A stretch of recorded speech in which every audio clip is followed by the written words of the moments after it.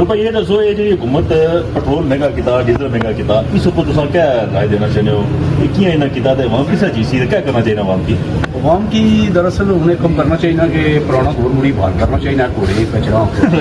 वो रखन उन्होंने सफर कर ये जरा ना पेट्रोल इस वक्त योद्धा की लाभी जी है ना ये गड्डियाँ 5 करोड़ की गड्डी 10 करोड़ की गड्डी को सफर करने अच्छा वो बंद करने सारा सिस्टम ये पुरानी थोड़ी बहाल कर जिस दौर में भी जरा ना गुजरी लोगों सारा प्यो दादा लकड़ी पहुंचे तो वो सोना वक्त गुजारिया आजकल ना दौर एक ऐसा जाना है जदीद दौर आई है क्या जदीद दौर आई है कि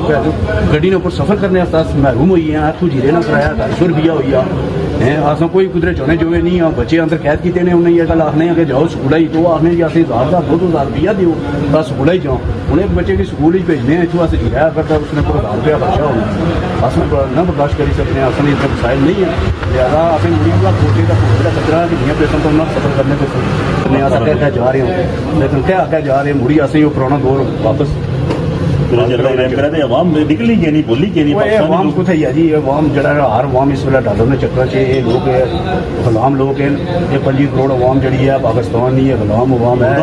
मुद्दा हो चुकी है नहीं बोलने मसला इस वक्त पूरी 25 करोड़ अवाम बनाया सारे बोलना चाहिए इस वक्त के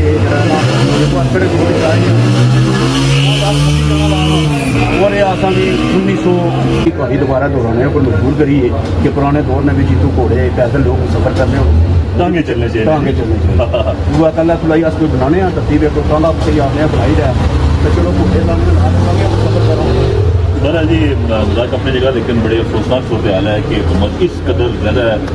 पेट्रोल बम छड़िया आवाम ने ऊपर और इसने वजह से जी महंगाई है आम आदमी इसलिए मैं दिहाड़ी कई लोगों ने मिले हैं सर सब लोग जहनी अजियत का शिकार हैं कि हूँ सारा क्या हो हर बंदा यह सवाल पूछना कि सारा क्यों अल्लाह ही रहम करे तो बहरहाल मैं आने की सिरकी मरने को बेहतर है कि एक बार मरिया जाए सारी आवाम बाहर निकले इस तो अलावा और मरा नहीं ख्याल कि इसमें को हाल